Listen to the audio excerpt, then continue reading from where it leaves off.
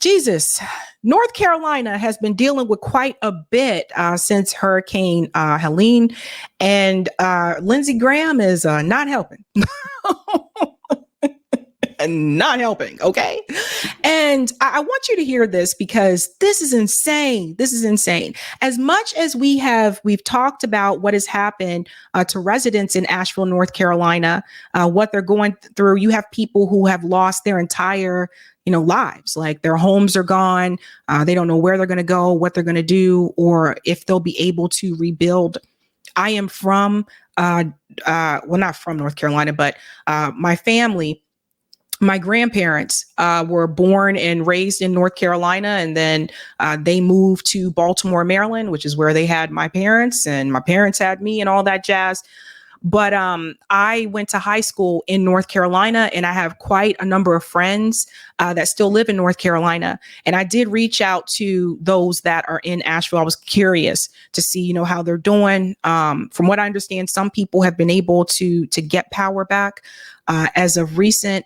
But it's pretty bad. It's pretty bad from what I heard from my friends. I'm not talking about the news because, the news has said some things and I'm kind of like, let me ask a friend of mine if that's the case. So it kind of depends on where you are in that particular area. So people are just going through it. And I have been through a number of hurricanes in my lifetime. I told you guys we used to have hurricane parties when I lived in the Carolinas. Except if it was going to be like category like 4 or something, we knew better. But we used to have like hurricane parties because they happen and they usually happen this time of year. But based on what I've seen so far and what I've heard from friends, this particular hurricane in Asheville, North Carolina is basically North Carolina's Hurricane Katrina. And there has been quite a bit of property damage and people have died. There have been lives that have been lost. Now, I want you to think about that when you hear this BS that Lindsey Graham wants to say here when he's asked about the people in North Carolina. Listen to this. You can thank Donald Trump and Elon Musk for that. I've been going all over South Carolina like most people. I hadn't slept much. But look what's going on in Israel. Our friends in Israel are surrounded by people that want to kill them, destroy them, a second Holocaust in the making. And Biden says be proportional. What is the proportional response to people who want to kill you and your family? Gosh. They're running out of ammunition in Israel. We have to help our friends to keep the war over there from coming here. They're willing to. You can thank Donald Trump and Elon Musk for that. I've been going all over South Carolina like most people. I hadn't slept much. But look what's going on in Israel. Our friends in Israel are surrounded by people that want to kill them, destroy. But look at what's going on in Israel. There is literally, you can see part of a building floating in water. In North Carolina, in Asheville, North Carolina. But Lindsey Graham wants you to ask about Israel. Lindsey Graham, like, yeah, I know. But let's talk about what's happening in Israel. I don't know how he can make it even more obvious to people. He's looking out for his donors. Lindsey Graham cares more about what's happening in Israel. Does everybody get that? See what I told you? These two parties, they don't care about either one of you. Neither one of these parties care about you. What is going on in Israel? When Sean Hannity, and I watched the full thing, when Sean Hannity is talking about what is happening to people in Asheville, North Carolina, who just lost their homes. And by the way, people didn't just lose their homes, people lost their jobs. Because there were businesses that were destroyed too. People trying to figure out where they're going to get money from, how they're going to continue to move on, if they're going to have to stay there, if they have to go somewhere else. But he wants you to talk about what's going on in Israel.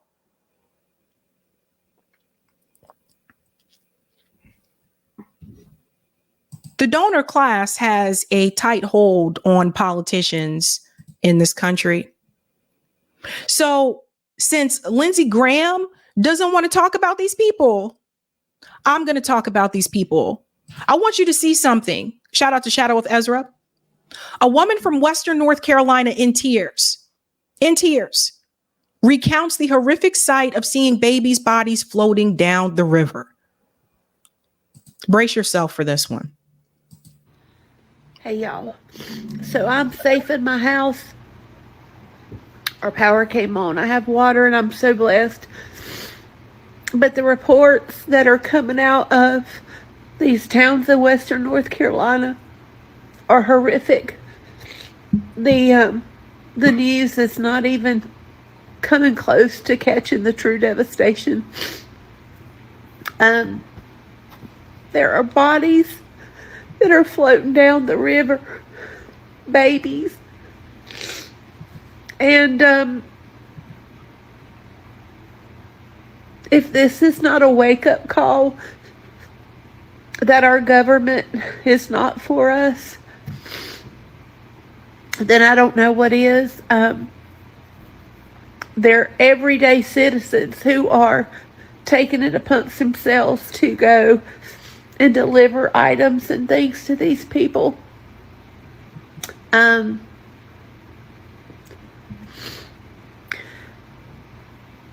Anyway, pray for Western North Carolina. I don't believe everything that you're hearing on the news, because they're not. One of my friends in Canada had heard that there were like 200 people missing and maybe 40 dead. Y'all, so much more than that. At the local hospital in Nashville, there are over 900 unidentified bodies. And that was just from 2 days ago. So I'm sure there are more, but people are floating down the river. And if you're able and you can donate, or you can get it in the hands of a real person. There were like, I think 10 different truck drivers who were trying to deliver goods, and they all stopped on the way up there, and every single tire was flashed. And so it's going to be up to us. We cannot count on Uncle Sam. Nope. It's going to be neighbor helping neighbor. And I don't care how old or young you are. If you can't get out there or you can't donate, you can pray. Because the devastation is nothing like I have ever seen.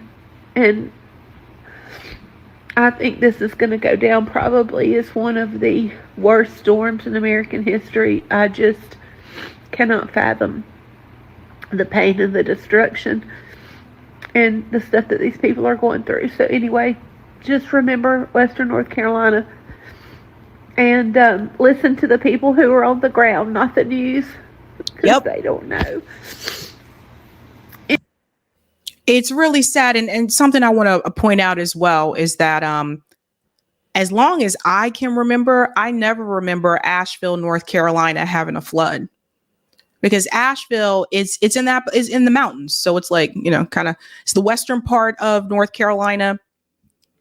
And typically, like during hurricane season, like they, for the most part, wouldn't have to worry about that.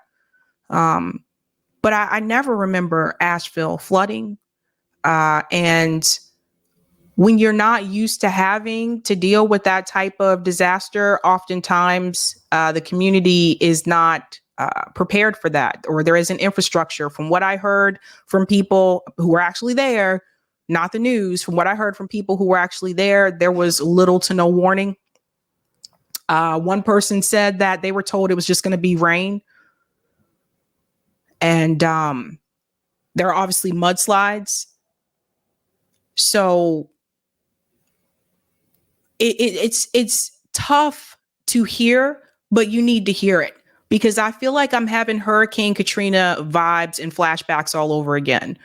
Because I remember when Hurricane Katrina happened, I remember people were stranded. I remember people seeing footage of people standing on top of the roof of their house because the water was so high. It took the federal government a long time to actually, come in and respond. I remember, this is crazy. I remember country singer Tim McGraw got there to help people before the federal government did. Like, this is what I remember. I remember there were celebrities that were helping out people in New Orleans before the government did. which is crazy, and it's wild and insane when you think about it. But from what I understand, I guess it makes sense with Tim McGraw because I think that's his home. I think that's where he's from. And here we go again. And I just want to remind everybody, after Hurricane Katrina, there were a number of people in New Orleans that were displaced. I remember there were people from New Orleans that were sent to Columbia, South Carolina. This is when I was at University of South Carolina. And I remember one of the people that moved into the apartment next to mine, they were from, because they told me, they said they were from New Orleans. And I'll never forget this. So get this. I had a 1-bedroom apartment. The apartment across from me was also a 1-bedroom apartment. They had that entire family in one bedroom apartment. All of them, grandpa, grandma, mom, dad, the kids, grandbabies, they were all in that one apartment. That's why I was really confused. I remember coming home from work because I was waiting tables at the time too. I remember coming home from work and I remember thinking to myself, like, all of them? And they were very friendly. So I asked grandpa one time, I was like, all of you live in the same apartment? And he was like, yeah. I was like, isn't that a 1-bedroom apartment? And he was like, yeah. He said, they just put us where they could put us. He said, I don't think we'll ever be able to go back. How many of those families that were displaced after Hurricane Katrina, how many of those families were able to move back to New Orleans? I'm curious. And I'd be really interested to hear from those who lived in some of the other areas, because from what I understand, New Orleans, yes, they were able to rebuild some parts of New Orleans.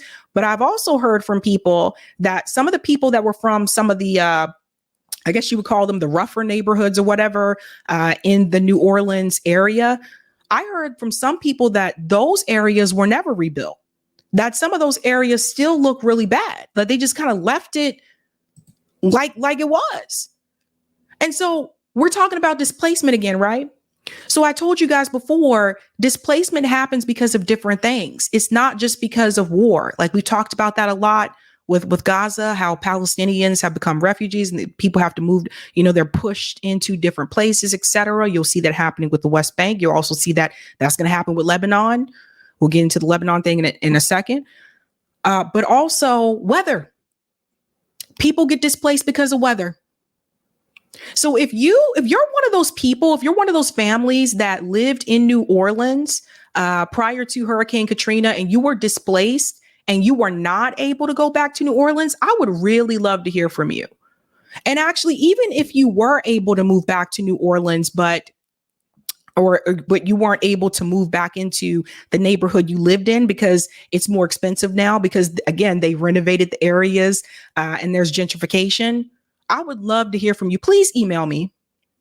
You can find my email address in the detailed description of all my videos, because this is what's going to happen with Asheville too. All those people aren't going to be able to stay there, especially like if your home is gone. And I'm willing to bet, because I've never heard of Asheville having a flood, I'm willing to bet most of those people did not have flood insurance. And one of the people that I know that lives in Asheville is a lawyer. And she said it's devastation, total devastation. So I'm really interested in hearing from the ones that were born and raised in Asheville, North Carolina, not people who moved there like later on. Asheville has become a little bit more expensive over the years, but it was kind of known as like an artsy, fartsy, kind of community in the mountains. I'm thinking about the people who were born and raised there, blue collar workers. These are the people that I'm thinking about. They'll probably be displaced permanently and maybe will never be able to come back to Asheville. You know why? Because when these types of disasters happen, you know who's lurking around? Investors. And when investors are lurking around, they're looking to see what property that they can buy up that's just been damaged, that they can renovate. They can soup it all up, make it look good. And then you'll never be able to go back there. Lindsey Graham, though, he wanted to talk about Israel. Apparently that was more important to him instead of this. Twin babies who died alongside their mom. They're the youngest known Hurricane Helene victims. I'll never get to know my grandsons. That was from the grandmother. Twin babies. Total devastation. Total devastation. And you know what? Here's another thing I want to mention. A lot of times people want to point to the victims and they say, well, why didn't you guys leave? Again, I'm telling you, from what I have heard from people there, they didn't get adequate warning. And two, I want to be very clear. Everybody can't afford to pick up their family and evacuate. Number of reasons. Financial reasons. You don't know how long you're going to be gone. Can you afford to pay for a hotel room for that many days? Remember, a lot of Americans are just one paycheck away from being homeless. So keep that in mind. Two, they may have kids. So it's not just you that you have to evacuate. It's also your children. And then the third one that a lot of people don't think about, which is pets. Not all hotels, in fact, a lot of hotels will not allow you to bring your pets in. A cat you might be able to get away with, dogs, not so much sometimes. It all depends. So that's another thing. That's another reason why some people don't leave, because they said, I got my dogs. Like, so I can't just take my dogs with me and just go stay in a hotel and hope that they'll let me stay there with my dogs. That's another thing too, that a lot of people don't want to get into, but the pet factor. But it's a classist mindset to assume that everybody can just pick up their stuff and they can afford to go live somewhere else for who knows how many days. Because it can be 2 days, it can be a week, it could be, you don't know how long it is going to be. And then to sit up there and see, our government want to give them $750. And is it even $750? Because based on this article, what I saw here, you're going to get into this, okay? Now, this is from WJCL. Georgia, on my mind. Did Helene leave you without power? How to get up to $750 for groceries. Now, here we go with the up to again. I don't know how many times this year we're going to see the up to. Kamala Harris, $25,000 down payment, went from $25,000 down payment to $25,000 tax credit to up to $25,000 on the website. Now we got $750 that is supposed to come from FEMA. Now they're saying up to $750. Which is it? Up to? For groceries. Now look at the wording again. Did Helene leave you without power? How to get up to $750 for groceries? Well, if you don't have power, where are you going to keep the groceries? You're not going to be able to get anything that's perishable. What if you have a baby? What if you have a baby that is still on formula?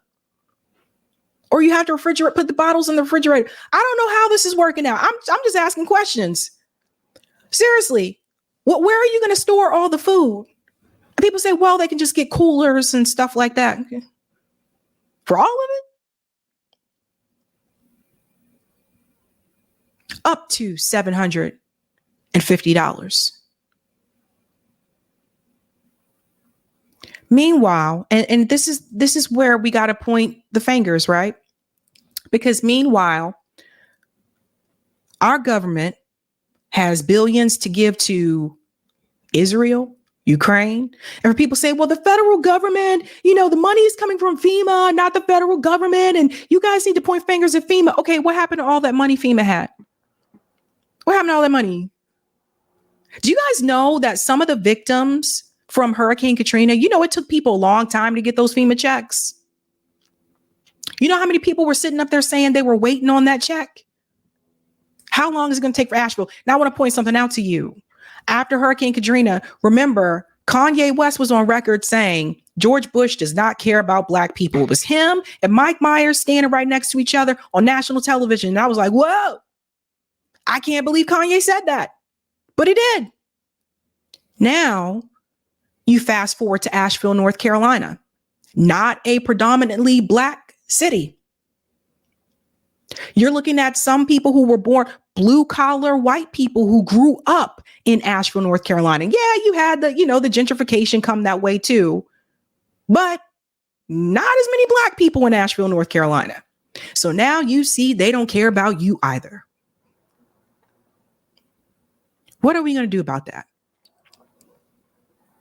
And I keep telling people, and listen, if you're watching and you're white and you're blue collar, I keep telling people that are watching the show, The number of times that you see the government just basically disrespect or disregard poor Black people or low income Black people or Black people altogether, it's only a matter of time before they do something to you too. It's only a matter of time before they disregard you. It's only a matter of time till they say they don't care about you either. And now you see this happening in Asheville, North Carolina.